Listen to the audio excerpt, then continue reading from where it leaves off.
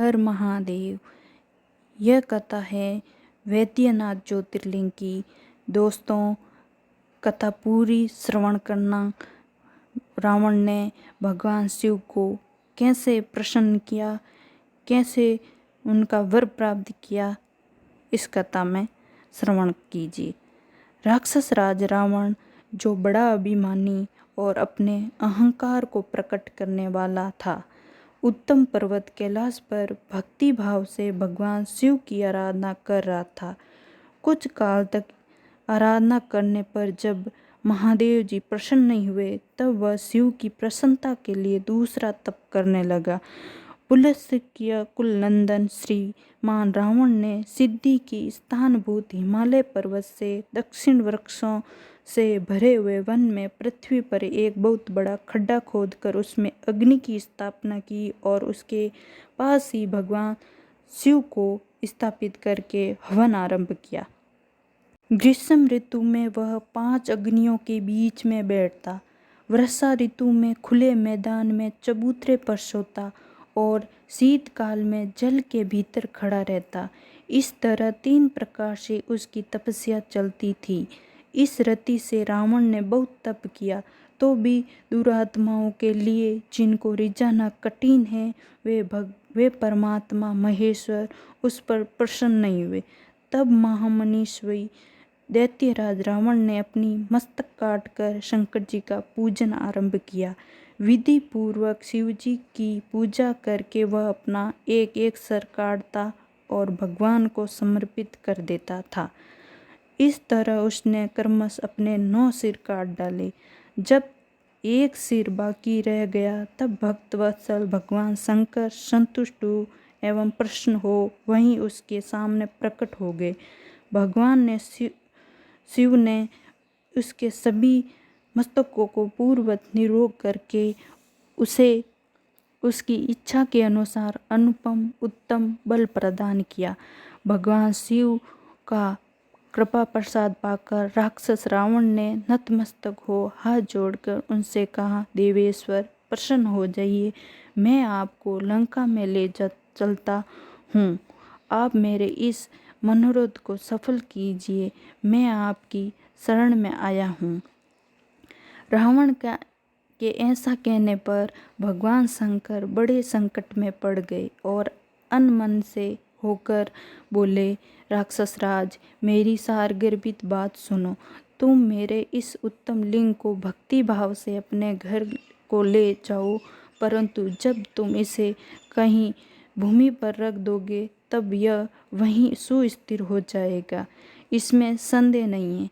अब तुम्हारी जैसी इच्छा हो वैसा करो।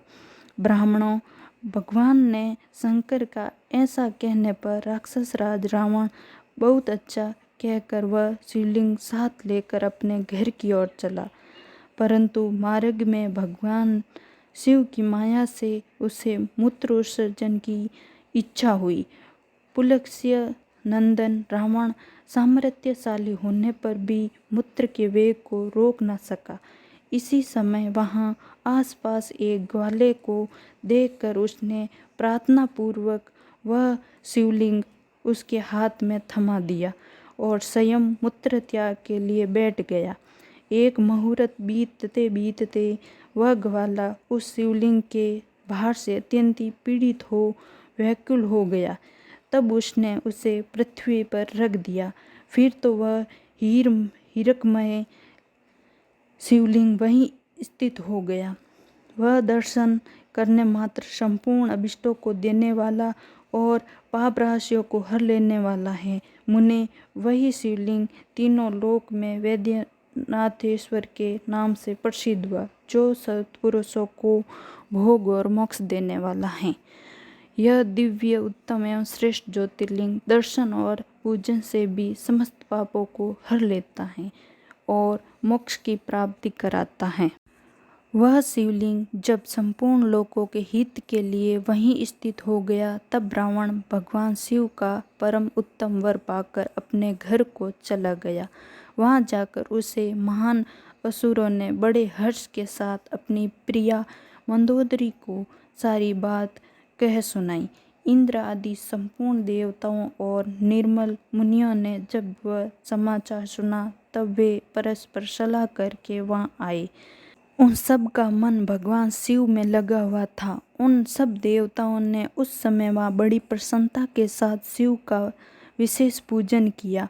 वहाँ भगवान शंकर को प्रत्यक्ष दर्शन करके देवताओं से उस शिव लिंग की विधिवत स्थापना की और उसका वैद्यनाथ नाम रखकर उसकी वंदना और स्तवन करके वे स्वर्गलोक को चले गए। ऋषियों ने पूछा, सूत जी, जब वह शिवलिंग वहीं स्थित हो गया तथा रावण अपने घर को चला गया तब वहाँ कौन सी घटना हुई, यह आप बताइए। सूत जी ने कहा, ब्राह्मणों, भगवान शिव को परम उत्तम वर पाकर महान असुर रावण अपने घर को चला गया। वहाँ उसने अपनी प्रिया से सब बातें कही और वह अत्यंत ही आनंद का अनुभव करने लगा। इधर इस समाचार को सुनकर देवता घबरा गए कि पता नहीं यह देवद्रोही महादुष्ट रावण भगवान शिव के वरदान से बल पाकर क्या करेगा। उन्होंने नारद जी को भेजा। नारद जी ने जाकर रावण से कहा, तुम कैलाश पर्वत को उठाओ, तब पता लगेगा कि शिव जी का दिया हुआ वरदान कहाँ तक सफल हुआ। रावण को यह बात जच गई। उसने जाकर कैलाश को उखाड़ लिया। इससे सारा कैलाश हिल उठा। तब गिरिजा के कहने से महादेव जी ने रावण को घमंडी समझकर इस प्रकार शाप दिया। महादेव जी बोले, रे दुष्ट भक्त दुर्बुद्धि रावण, तू अपने बल पर इतना घमंड न कर।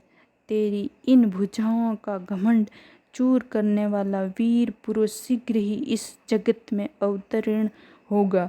सूत जी कहते हैं, इस प्रकार वहाँ जो घटना हुई उसे नारद जी ने सुना। रावण भी प्रसन्नचित्त हो जैसा आया था उसी तरह अपने घर को लौट आया। इस प्रकार मैंने वैद्यनाथ वेसर का महात्म्य बताया है। इसे सुनने वाले मनुष्यों का पाप भस्म हो जाता है। हर हर महादेव। कथा अच्छी लगी हो दोस्तों तो एक लाइक, एक कमेंट में हर हर महादेव जरूर लिखना। हर हर महादेव। राधे राधे।